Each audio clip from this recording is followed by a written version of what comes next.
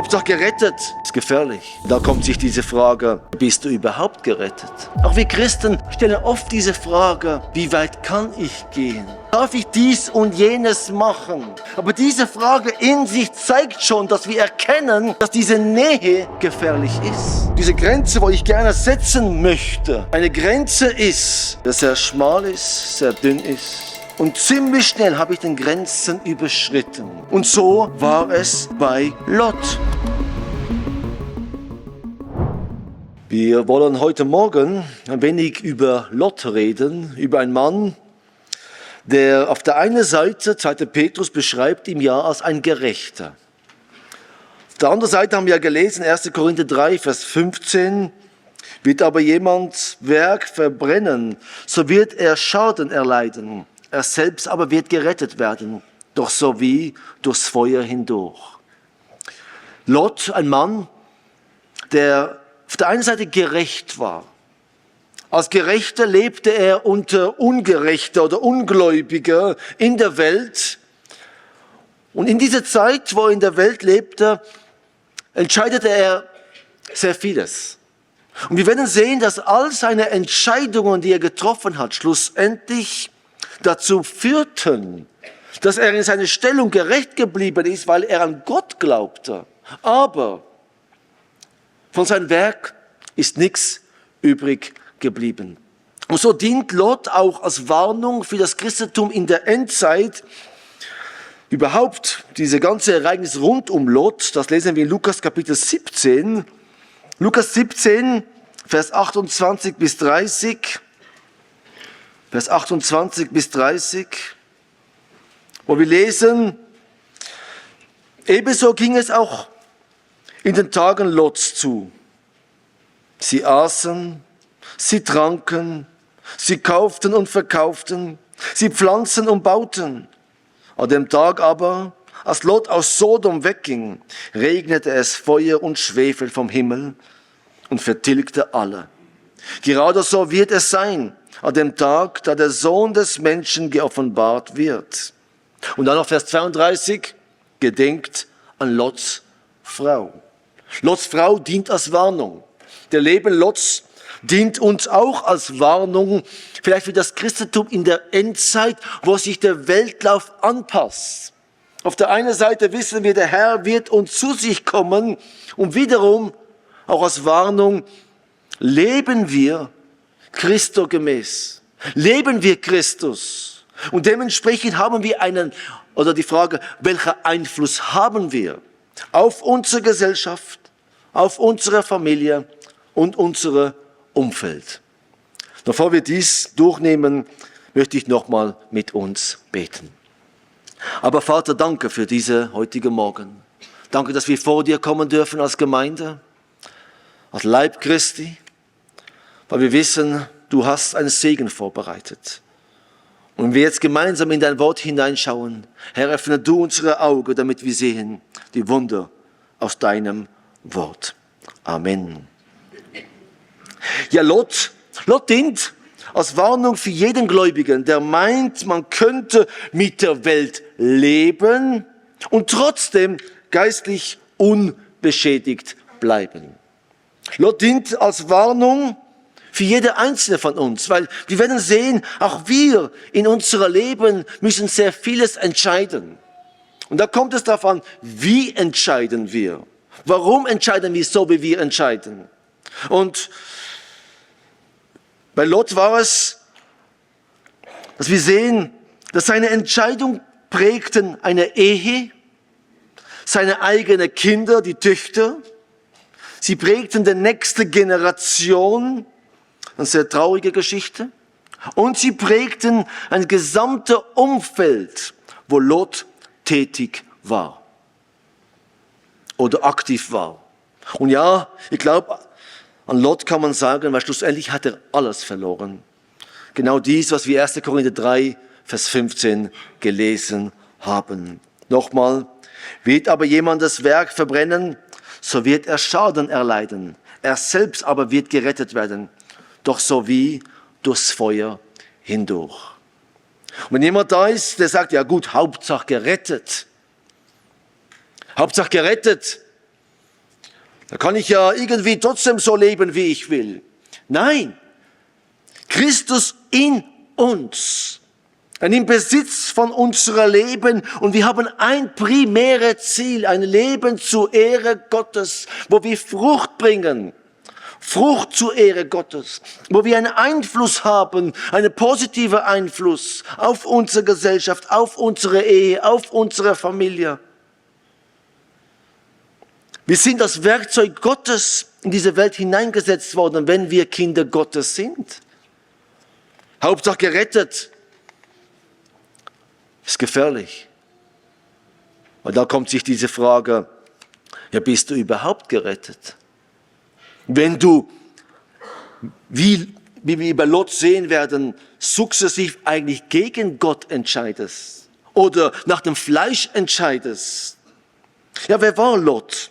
Lot, er war mit Abraham verwandt. Abraham war ja sein Onkel und somit, ja, er war sein Neffe. Wir lesen darüber in 1. Mose Kapitel 12, Vers 5.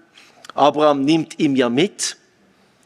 Sein Vater ist gestorben, der Vater Lot ist gestorben, Haran hieß er, und sondern nimmt Abraham Lot mit auf dem Weg, auf dem Ort, wo Gott Abraham zeigen wird. Schlussendlich das Land Kanaan. Er zog mit Abraham, er erlebte Abraham, er erlebte Positives, aber auch Negatives. Er erlebt, wie auch Abraham Entscheidungen trifft, die nicht nach Gottes Wille waren. Abraham geht in einer Hungersnot, geht er nach Ägypten, ohne Gott zu fragen. Und da, glaube ich, erlebte Lot Ägypten einen Fülle. Er erlebte aus unserer Perspektive vielleicht die Welt. Es wurde attraktiv. Ägypten so ganz anders als Kanaan. Ägypten in ihre ganze Fülle, in ihre ganze Schönheit der damaligen Zeit. Das erlebte Lot. Ja, auch Abraham trägt Schade damit, weil wer kommt zurück mit ihm? Hagar. Hagar kam aus Ägypten. Und wer kam schlussendlich aus Hagar? Der Ismael. Genauso eigentlich auch bei Lot. Gott sagt Abraham, gehe du. Also du und deine Frau geht zu dem Ort, wo ich dir zeigen werde. Was tut Abraham? Er geht erstmal mit seinem Vater und später kommt, also Lot kommt noch dazu. Und auch durch diese Entscheidung von Abraham, wo Lot mitkommt, hat schlussendlich einen Einfluss auf mehrere tausend Jahren. Siehe Hagar, siehe den Nachkommen Lots. Wir kommen noch dazu. Ein Schlüsselerlebnis in der ganzen Geschichte Lots war die Trennung von Abraham und dann wiederum eine spätere Gericht, der über den Ort kommt, wo Lot sich auserwählt hat. Wo Lot sich auserwählt hat. Sodom. Es war ein bewusster Entscheid, wo er getroffen hat. Und interessant, wir sehen klare Unterschied zwischen Lot und Abraham. Abraham ist immer der Mann, der Gott schlussendlich sucht. Ein Mann des Glaubens. Er lebt in Vertrauen. Er lebt in einer Abhängigkeit von Gott. Wir lesen immer wieder, wie Abraham ein Altar zur Ehre Gottes aufstellt. Wir lesen über sein Gebetsleben, über Gott, der mit Abraham redet und ihm ruft. Wir lesen über den Glaubens ein Abraham, der so weit ging, dass er sogar seinen Sohn bereit war zu opfern. Wo schlussendlich ein Bild auf Gott Vater und Gott Sohn ist. Bei Lot lesen wir all dies nicht. Wir lesen 1. Mose Kapitel 13 Folgendes. Wir nehmen ein wenig die Geschichte Lots durch. Und wir werden uns in Kapitel 13 und in Kapitel 19 bewegen, hauptsächlich. Also wenn ihr Bibel dabei habt, dürft ihr es gerne öffnen. 1. Mose Kapitel 13. Da lesen wir Vers 5 und 9, oder bis 9. Aber auch Lot, der mit Abraham ging, hatte Schafe, Rinder und Zelte. Und das Land ertrug es nicht, dass sie beieinander wohnten, denn ihre Habe war groß und sie konnten nicht beieinander bleiben. Und es entstand Streit zwischen den Hirten des Vieh über Abrahams Vieh und den Hirten über Lots Vieh. Auch wohnten zu der Zeit die Kanaaniter und Pheresiter im Land. So sprach Abraham zu Lot: Es soll doch nicht Streit sein zwischen mir und dir, zwischen meinem Hirten und deinem Hirten, denn wir sind Brüder. Steht dir nicht das ganze Land offen? Trenne dich von mir. Willst du zur Linken, so gehe ich zur Rechten. Und willst du zur Rechten, so gehe ich zur Linken. Also diese Ereignis, dieser Konflikt, auch dieser familiäre Wachstum, nicht nur familiär, sondern auch ihre ganze Hab und Gut, sie wurde immer reicher und reicher, brach dazu, dass ein Konflikt kam. Da braucht es ein bisschen Verstand. Okay, lass uns voneinander trennen. Und so geht der eine nach links und der andere nach rechts. Nur da sehen wir, Abraham, demütig, er konnte sagen auch: Ich bin der Onkel, ich bin der Ältere, unterordne dich meine Entscheidung, nicht zu Abraham. Er gibt eigentlich Lot, sagt Lot, entscheide doch du. Und so kommen wir zum ersten Punkt, wo wir sehen, wie Lot denkt. Der Blick regiert. Der Blick regiert. Da sehen wir Vers 10. Da hob Lot seine Augen auf und sah die ganze Jordanaue, denn sie war überall bewässert, wie der Garten des Herrn, wie das Land Ägypten bis nach Zor hinab, bevor der Herr Sodom und Gomorra zerstörte. Also wir sehen ein Land, es wird beschrieben wie der Garten des Herrn.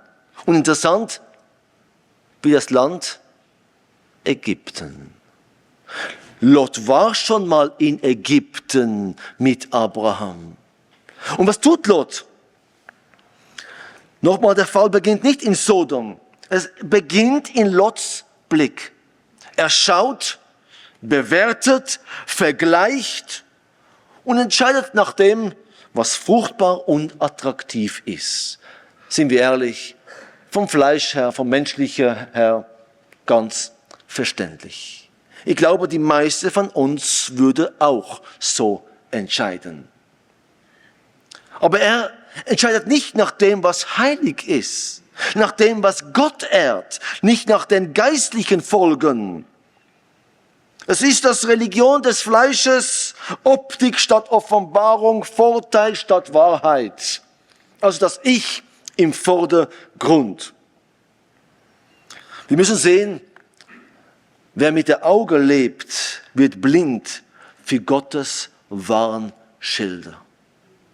Wer nach dem Fleisch lebt, ich sag mal so, wird blind für Gottes Warnschilder.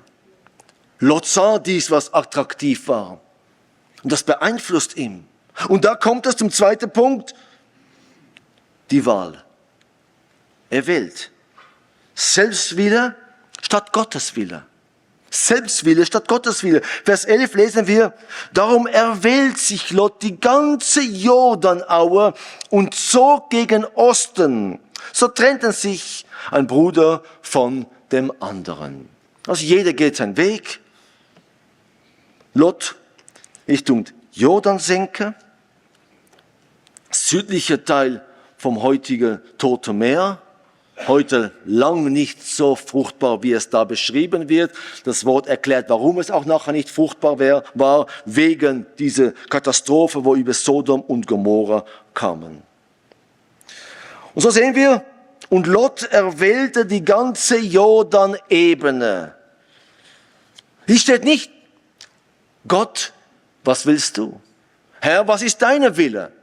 Es steht auch nicht: Abraham, schau, diese Ebene. Ich weiß nicht, was ich wählen soll. Was ist richtig? Wie soll ich wählen? Komm, steh mir zu Rat. Nein. Er schaut, er sieht und er erwählt sich. Was für mich gut ist. Das ist ein Ton eines Lebens, in dem ich will, lauter wird als: Herr, was willst du? Herr, was willst du? Ja, viele wollen Gott nicht verleugnen, aber sie wollen ihn nur als Mitunterzeichner ihrer eigenen Pläne. Gott dabei, aber ich gehe meinen Weg und Gott, segne du meinen Weg. Oder sei doch irgendwo auch noch gegenwärtig. Da müssen wir sehen, wer sich erwählt, wird am Ende von dem geformt, was er gewählt hat. Und das geschieht mit ein Lot. Kommen wir zum dritten Punkt. Ich habe viele Punkte heute, ja. Da kommt ein Kompromiss in Etappen. Ein Kompromiss in Etappen. Nochmal, es kommt sukzessiv immer mehr und mehr. Wir lesen Vers 12 von Kapitel 13. Abraham wohnte im Land Kanaan und später lesen wir, Abraham wohnt in Zelten. Also kein fester Platz. Abraham war schlussendlich der auf der Durchreise war. Schlussendlich, was wir heute als Beduine kennen. Kein fester Platz. Über Lot sehen wir da, Lot wohnte in den Städten der Aue und er schlug sein Zelt auf bis nach Sodom hin. Er ist noch nicht in Sodom, aber seinen Zelten schlagen sich bis nach Sodom hin zu einer Stadt, der vom Fleisch her attraktiv war. Lot zieht nicht sofort mitten hinein, erst bis nach Sodom, aber so arbeitet doch die Welt oder der Teufel selbst. Es ist zuerst Nähe, dann gewöhnt man sich an etwas und dann kommt diese Bindung. Schleichend, ohne dass man es merkt. Und so war es bei Lot. Wir werden gerade noch sehen. Ja, aber heute nur ein bisschen, morgen nicht so schlimm. Man beginnt es zu relativieren. Man gewöhnt sich langsam an etwas. Und übermorgen, man denkt, ich kann jederzeit gehen. Und man merkt nicht, wir sind schon mitten drin. Wer sagt nur bis an den Rand, merkt oft nicht, wann der Rand längst verschwunden ist. Auch wir Christen stellen oft diese Frage, wie weit kann ich gehen? Wie nahe kann ich gehen? Darf ich dies und jenes machen? Aber diese Frage in sich zeigt schon, dass wir erkennen, dass diese Nähe gefährlich ist. Dass diese Nähe oder diese Grenze, wo ich gerne setzen möchte, eine Grenze ist, der sehr schmal ist, sehr dünn ist. Und ziemlich schnell habe ich den Grenzen überschritten. Und so war es bei Lot. So war es bei Lot. Jetzt müssen wir sehen, er zieht nach Sodom, also in der Gegend von Sodom. Und diese Region war sehr gottlos. Vers 13 von Kapitel 13 lesen wir, aber die Leute von Sodom waren sehr böse und sündigten schlimm gegen den Herrn. Also da sehen wir eine klare Warnung. Und indem das Lot diese Nähe zu Sodom gesucht hat, hat er eine große Versuchung über sein Leben hineingebracht. Er hat noch nicht gesündigt, aber es war ein Entscheid, wo ihm dorthin führen wird, wo alles beeinflusst wird. Jetzt müssen wir sehen, Gott in seiner Gnade, er warnt auch die Bewohner Sodoms. Das Gericht kam nicht sofort. Das Gericht kam, ich sag mal so, erst wo der Fass voll war. Weil wir sehen in Kapitel 14, wie Abraham aktiv wird in einem Ereignis, der in dieser Region stattfand. Ja, Abraham ist eine faszinierende Person, weil wir sehen auf der einen Seite Demut, ruhig und so weiter, geduldig. Aber dann wiederum, wo es darauf ankam, war er bereit, eine Armee aufzustellen und gegen mehrere Könige zu kämpfen. Wir nehmen jetzt die Geschichte nicht durch von Kapitel 14. Aber er wusste, mein Kampf ist der gerechte Kampf.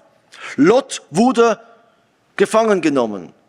Die Bewohner Sodom und Gomorra, die Könige wurden alle gefangen genommen, ihr gesamte Hab und Gut weggenommen. Und da kommt ein Abraham und sein primäres Ziel ist die Rettung Lots. Aber er siegt auf diese Art und Weise, wo auch die Könige von Sodom und Gomorra und der ganzen Region befreit werden. Also die Könige, die Bewohner dieser Gegend, sie erleben einen Mensch, der Gott fürchtet. Sie erleben einen Mensch, der Gott vertraute. Und in diesem Gottvertrauen erleben sie, also Gottvertrauen Abrahams, erleben sie auch eine Begegnung mit Melchizedek. Da können wir jetzt auch nicht in Detail gehen. Wer ist dieser Melchizedek? Die einen würden sagen, es war der König von einer Stadt namens Jerusalem oder Salem. Oder es ist eine Theophanie, das heißt eine Offenbarung Gottes selbst. So verstehe ich es. Melchizedek, eine Offenbarung Gott selbst.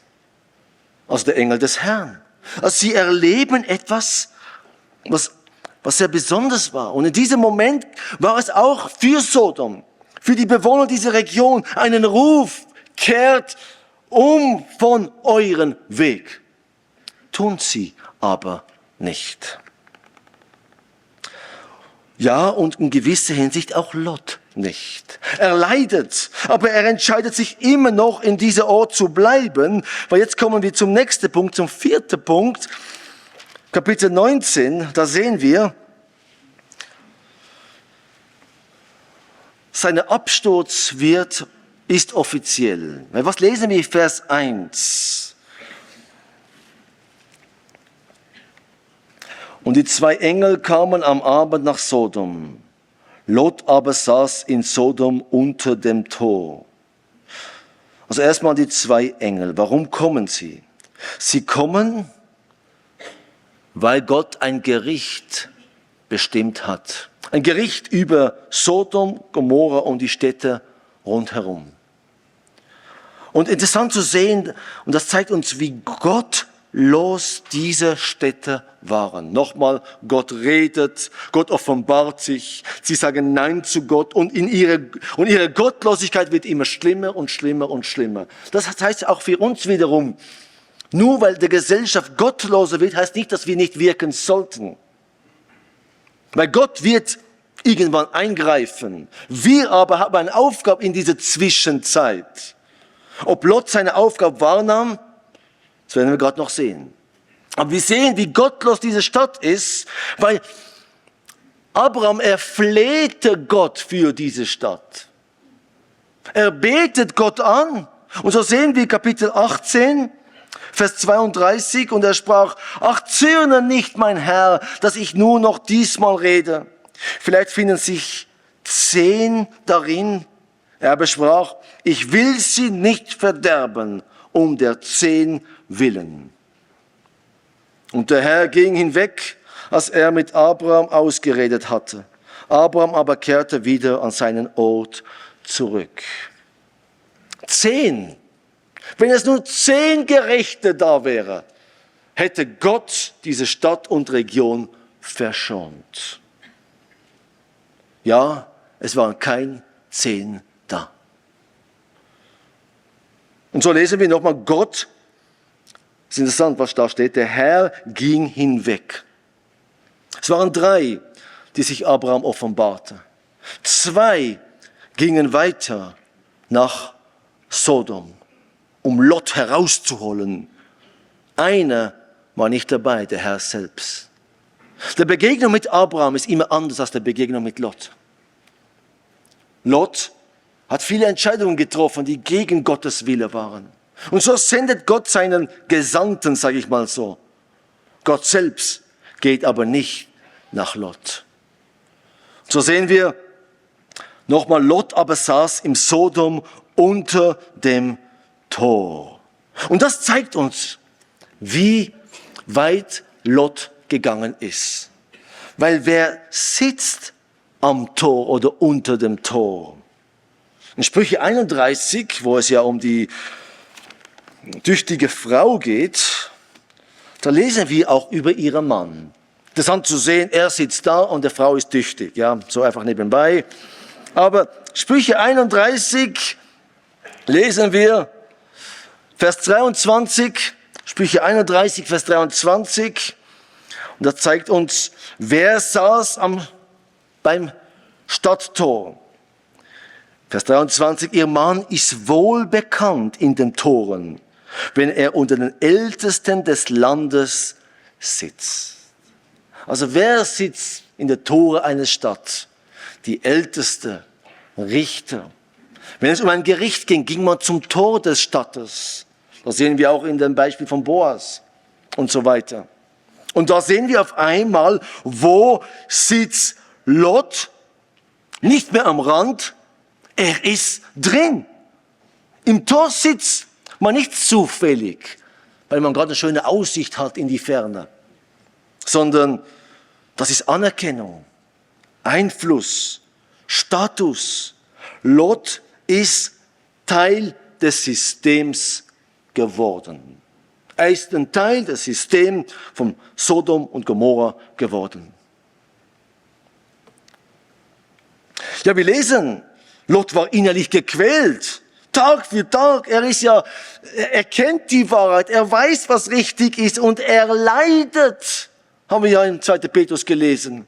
Und dennoch, Leiden ersetzt keine Umkehr. Wenn du etwas erkennst, braucht es ein Handel. Man kann lange über Sünde klagen und trotzdem in ihr wohnen. Lot ist der Mann, der Sodom verurteilt, aber Sodom als Adresse behält. Er erkennt die Gefahr eines Stadtes und wird aber trotzdem ein Teil dieses Stadtes. Ja, er genießt einen gewissen Status. Nochmal, er sitzt am Tor. Ja, Geschwister, wir können auf Lot schauen und denken, ja, der Lot, was ist mit dem los? Er hat ja Gott erlebt. Er erlebte ja seinen Onkel, der Gott wirklich so vertraute. Er erlebte auch einen Segen. Aber sind wir besser? Sind wir besser? Auch wir wissen oft, was Gott missfällt. Sehr genau sogar. Wir spüren die innere Not. Wir leiden an den Zuständen. Wir beten vielleicht sogar darüber. Aber wir ziehen nicht die Konsequenz. Wir bleiben, wo wir nicht bleiben sollten. Und jeder prüfe sich selbst. Wir hoffen auf Veränderung. Das wollen wir ja immer wieder. Erneuerung, Veränderung. Ja, wir hoffen auf Veränderung, ohne den Ort zu verlassen, der uns schlussendlich bindet. Ja, geistliche Einsicht ohne Gehorsam. Was geschieht da? Wir erkennen und tun nicht. Wir erkennen und handeln nicht. Man verhärtet das Herz. Man gewöhnt sich an etwas. Wer das Falsche erkennt, aber keine Entscheidung trifft, hat eigentlich die Entscheidung bereits getroffen. Nochmal. Wer das Falsche erkennt, aber keine Entscheidung trifft, hat die Entscheidung bereits getroffen. Und Geschwister, das geht uns alle etwas an. Weil oft wissen wir von dies, was uns wegführt von Gott. Was uns zu Ausschweifungen führt. Von dies, was uns falsche Maßstäbe gibt. Wir erkennen, aber sind nicht bereit, diese zusätzliche Meile zu gehen. Bewusste Entscheidungen zu treffen. Und in dem haben wir was? Entscheidung bereits getroffen. Fürs Böse. In gewisser Hinsicht war es so bei Lot. Er erkennt diese Stadt und er wird ein Teil dieser Stadt. Ja, und was geschieht jetzt? 5. Punkt. Da, jetzt wo es ernst wird. 1. Mose 19, Vers 14, da lesen wir, da geht es schon ums Gericht der kommen muss. Vers 14, wo die Engel Lot klargemacht haben, das Gericht wird kommen. Da ging Lot hinaus und redete mit seinen Schwiegersöhnen, oder besser gesagt, zukünftige Schwiegersöhne, die seine Töchter nehmen sollten, und sprach: Macht euch auf, geht hinaus aus diesem Ort, denn der Herr wird diese Stadt verderben. Aber er war in der Augen seiner Schwiegersöhne wie einer, der scherzt. Ach, Lot, übertreibe jetzt nicht. Schau mal, wie gut es uns geht. Aber was geschieht jetzt da? Sie respektieren ihn nicht. Sie nehmen ihn nicht beim Wort. Sie nehmen ihn nicht ernst. Warum aber? Weil er selbst sich ja einen Lebenslauf angepasst hat. Die Welt respektiert keinen Christen, der sich anpasst. Der sich anpasst, bis es brennt und dann plötzlich Moral spielt. Es brennt in unserer Gesellschaft. Und wir haben einen Auftrag. Aber nehmen Sie uns ernst oder sagen die: Ach, bis jetzt wart ihr immer dabei. Ihr wart überall dabei. Ihr habt die Welt genossen. Ihr habt die Sünde auch ein bisschen genossen.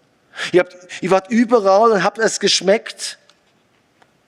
Und jetzt wollt ihr uns predigen? Eine legitime Antwort oder Argument. Und so war es bei Lot. Sie nahmen ihn nicht mehr ernst. Die Schwiegersöhne nahmen ihn nicht mehr ernst. Warum nicht? Weil Lots Leben jahrelang gepredigt hat: So schlimm ist es nicht. Und so sehen wir, seine Schwiegersöhne sagen: Ach, übertreib doch nicht. Und es geht ja noch vorher, sehen wir, Vers 9, da kommen wir zum 6. Punkt: Die Welt verachtet ihn. Vers 9, sie aber sprachen: Mach, dass du fortkommst. Und sie sagten: Der ist der einzige Fremdling hin und will den Richter spielen. Also sie spotten über Lot.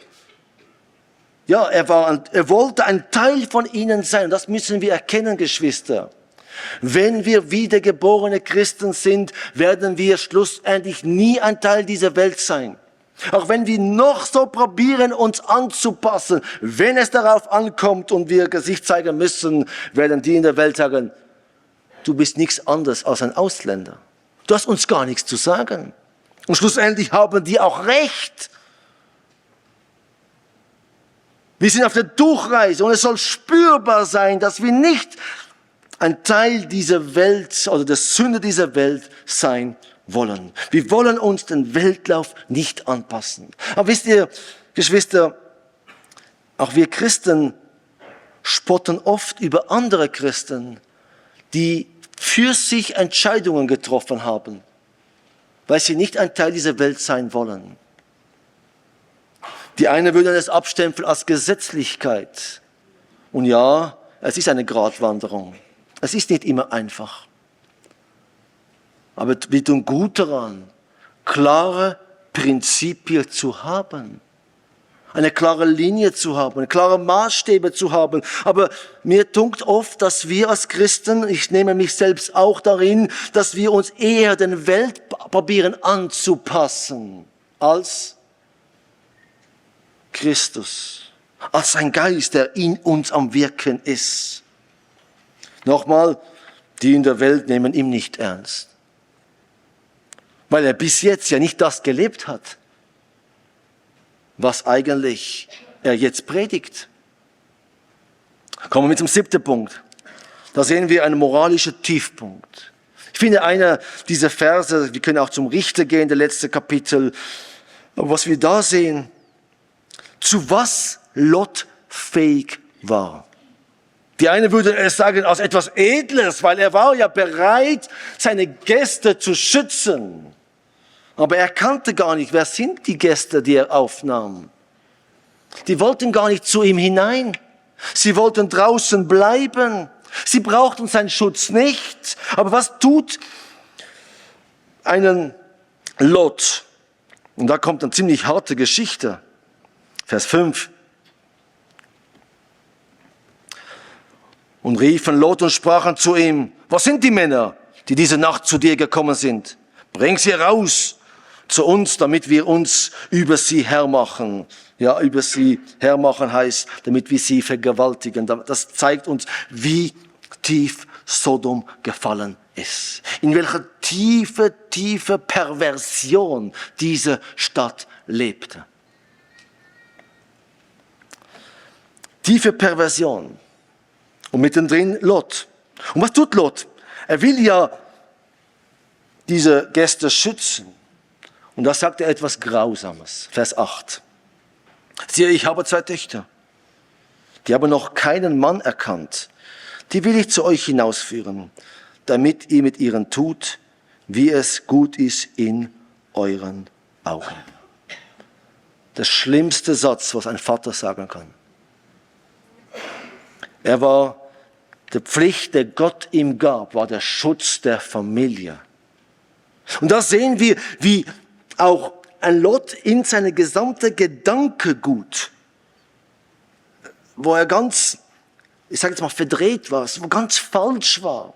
Weil die höchste Verantwortung, die er hatte, war der Schutz der Ehe und Familie, welcher auf einmal nicht mehr wahrnimmt, sondern gar bereit ist. Das zeigt, er kannte Gott, er wanderte nicht mehr mit Gott, dieses Vertrauen in Gott, weil Gott gab ihm seine Töchter, schlussendlich. Aber er war bereit, seine Töchter preiszugeben, damit die schlimmste Gräueltat über ihnen herkommen wird. Grausam.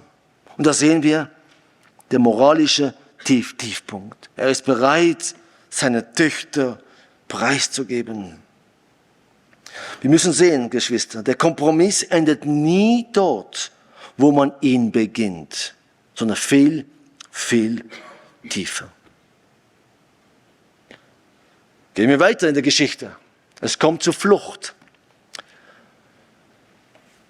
Er wird gedrängt, das Gericht kommt, die 2 Bote des Herrn drängen ihm, du musst den Stadt verlassen. Was tut aber Lot?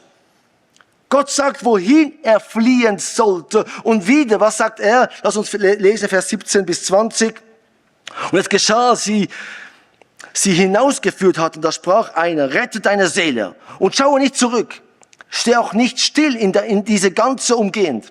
Rette dich ins Bergland, damit du nicht weggerafft wirst. Aber Lot sprach zu ihnen, ach nein, mein Herr, siehe doch, dein Knecht hat vor deinem Augen Gnade gefunden und du hast mir große Barmherzigkeit erwiesen, dass du meine Seele am Leben erhalten hast. Aber auf das Bergland kann ich mich nicht retten. Das Unglück könnte mich ereilen, so dass ich sterben müsste. Siehe, jene Stadt dort ist so nahe, dass ich dahin fliehen könnte. Und sie ist klein.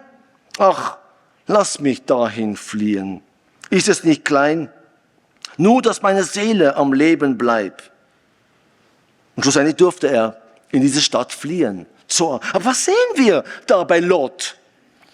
Das Gericht steht unmittelbar vor der Tür. Er muss fliehen. Gott sagt, wo er hinfliehen sollte. Und er ist bereit zu diskutieren. Er beginnt mit Gott zu verhandeln. Ach, ja, Gebirge. Schau, es ist ja nicht so attraktiv da in der Gebirge. Später flieht er in der Gebirge. Aber selbst jetzt wird aus Gehorsam eine Diskussion. Und ich glaube, da können wir viel lernen. Weil wir sind genau gleich oft. Der Mensch, der eben noch gerettet wird, will immer noch seinen Zwischenweg. Kompromiss macht aus Gottes Wort einen Vorschlag.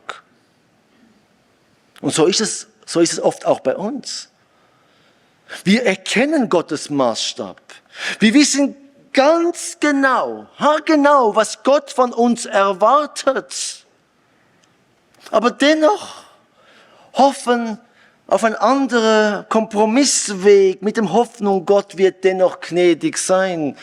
Gott in seiner Gnade ist er es auch. Aber oft tragen wir eine Schuld mit sich daher. Nochmal, wenn Gott redet, diskutiere nicht mit Gott. Handle nach Gottes Wille. Ein Beispiel eher die junge Generation ist, wenn es um Freundschaften geht. Wenn es Freundschaften geht, wo schlussendlich zur Ehe führen sollten. Darum geht man in eine Freundschaft hinein. Alles andere ist Sünde. Und dann, ja, der andere ist nicht gläubig. Aber der ist so lieb. So nett. Der kann eigentlich ein Christ sein. Weil er so nett ist, so lieb ist und auch noch hübsch. Alles ist fast, Achtung, fast perfekt. Ja, ich gehe jetzt dann in diese Freundschaft hinein. Aber du weißt ganz genau, tief in dir, es ist falsch. Es ist falsch. Und wenn es falsch ist es Sünde. Dass Gott in seiner Gnade schlussendlich auch anders wirken kann, können wir nur eins sagen, Halleluja. Aber wenn wir auf dem aufbauen, wehe uns. Wehe uns. Das muss nicht nur Freundschaften sein, sondern das kann so vieles andere sein. Nochmal, es beginnt immer im Kleinen. Wir beginnen da zu tolerieren, dies wahrzunehmen.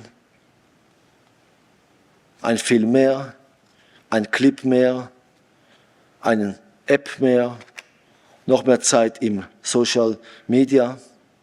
Da noch, da noch, da noch. Und was wird immer weniger und weniger? Gott und die Gemeinschaft mit ihm.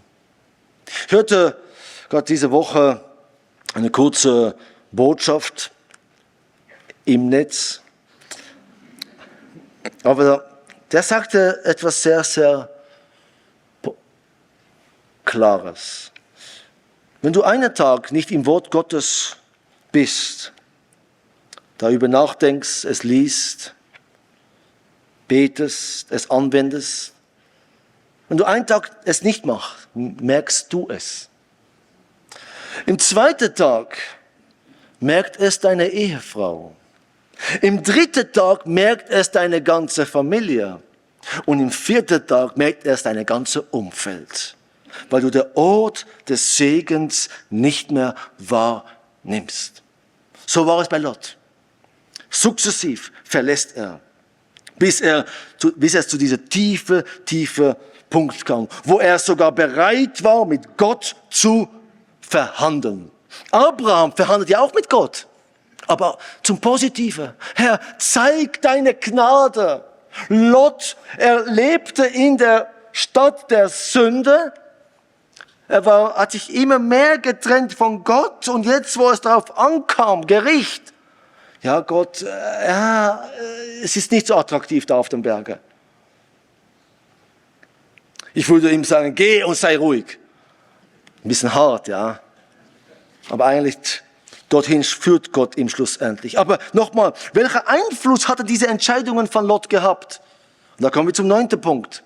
Lots Frau. Der Blick zurück verrät das Herz. Vers 26 lesen wir. Und Lots Frau schaute zurück hinter seinem Rücken. Da wurde sie zu einer Salzsäule. Hart, nicht? Und das Gericht war da. Sie schaute zurück. Aber wir müssen sehen, Geschwister, das ist nicht nur ein Blick. Das ist ein Herztest. Wer zurückschaut, zeigt, dass er nicht wirklich loslassen will. Sie geht mit den Füßen, aber innerlich bleibt sie in Sodom. Diese Stadt war wahrscheinlich für sie attraktiv. Vielleicht hatte sie in dieser Stadt eine wunderbare Einkaufsmeile gehabt. Ja, wo sie regelmäßig mit Taschen voll nach Hause kommen konnte.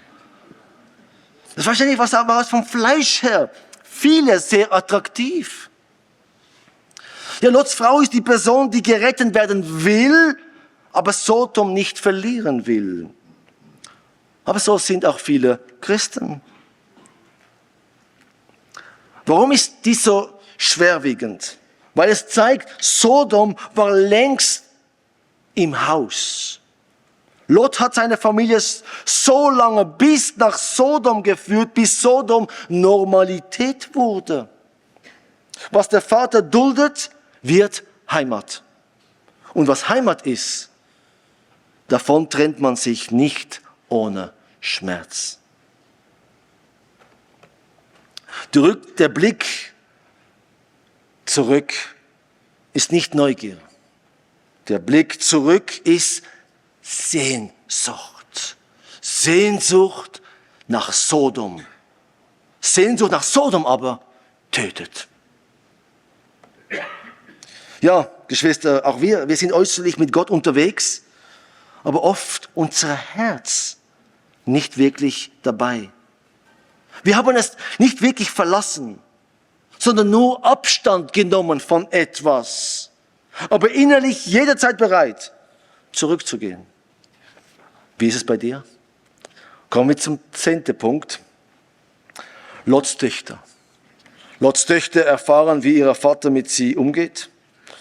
Lots Töchter aber, auch sie. Auf der einen Seite sehen wir, sie sind rein geblieben. Auf der anderen Seite aber, ihr Gedankengut war nicht rein.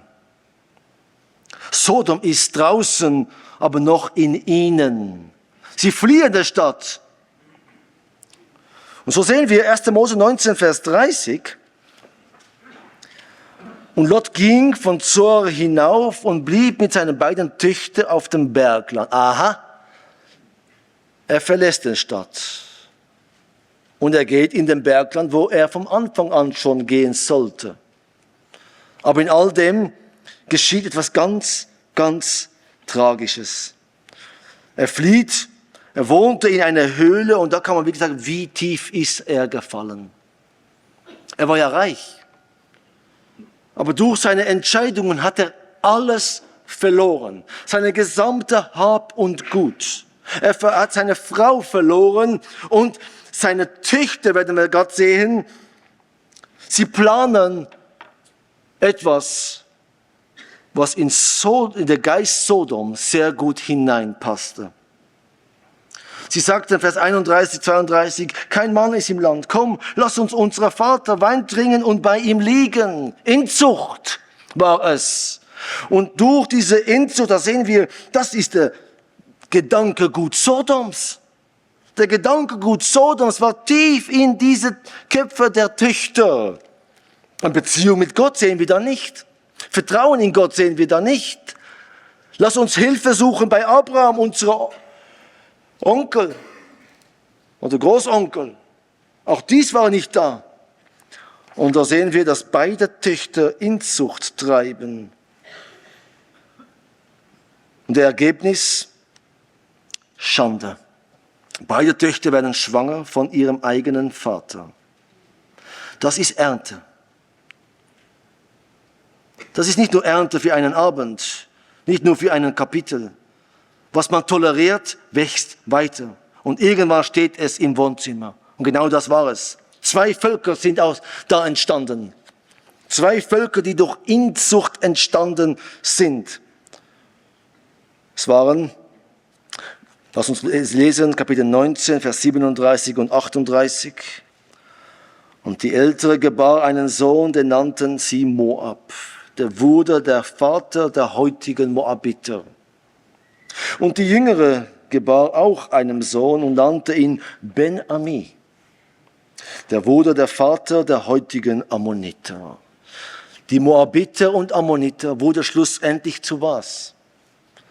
Zu Feinde Israels. Zu Feinde Israels. Der Segen hat diese Linie verlassen. Gott blieb dieser Linie dennoch treu. Wir lesen in einer anderen Stelle in 5. Mose, dass Gott ihnen sogar das Land gab auf der anderen Seite des Jordans. Später lesen wir über diese Kämpfe zwischen Moab, Ammon mit Israel und so weiter.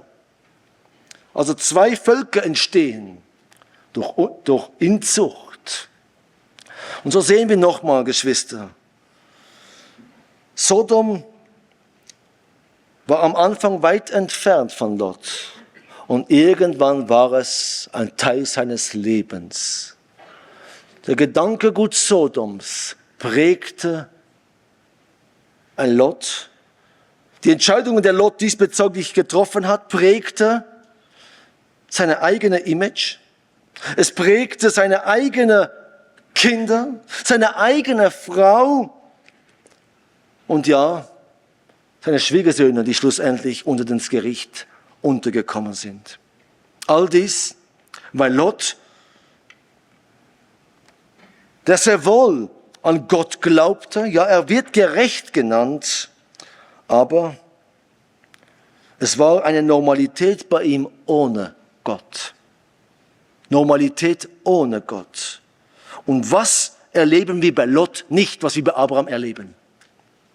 Den Segen, den Segen. Diese Segenslinie. Und ja, er erlebte diese Segenslinie nicht, weil er anders entschieden hat. Es war wie eine Cut. Bei Lot hat der Segen aufgehört, weil er gegen Gott sich entschieden hat.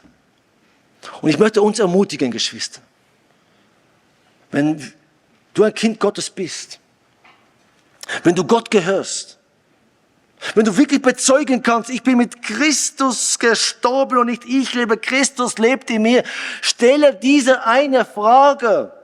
Lebt Christus wirklich in mir? Ja, wenn du wiedergeboren bist, lebt er in dir. Aber ich möchte fragen, lebt er?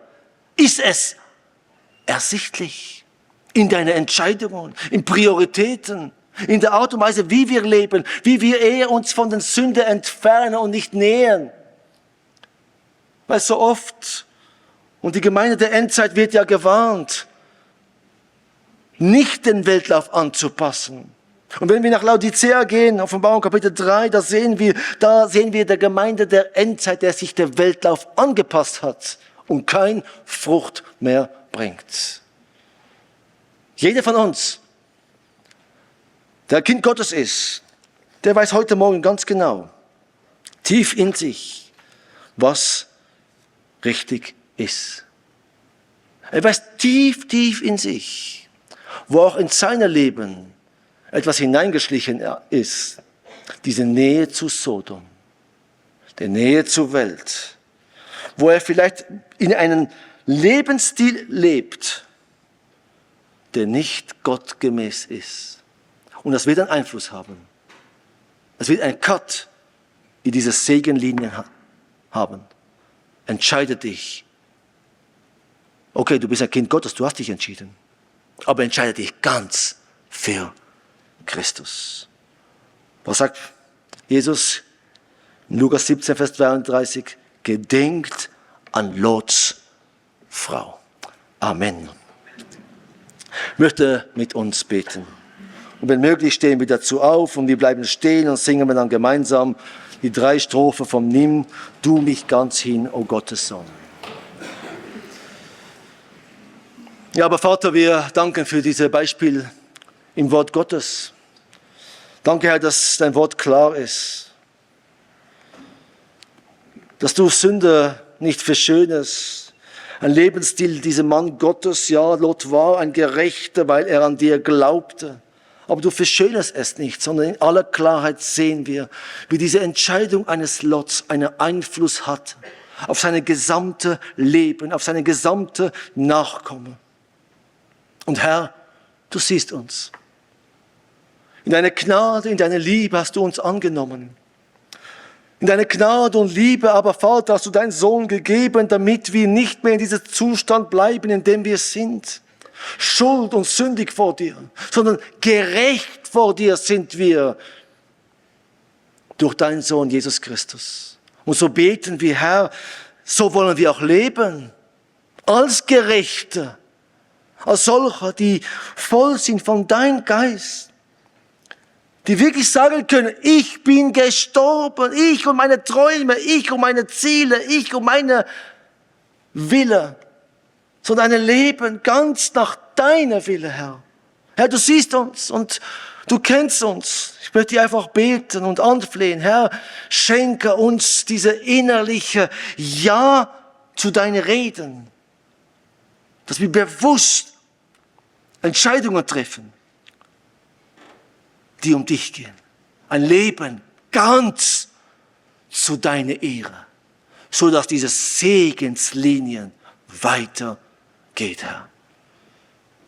Danke, aber Vater, dass auch diese Botschaft uns als Warnung dient. Es ist eine Liebesbotschaft. Mensch, ich liebe dich. Lebe doch ganz zu meiner Ehre, sagst du. Ja, Herr, das wollen wir. Ein Leben von A bis Z ganz zu deiner Ehre. Amen.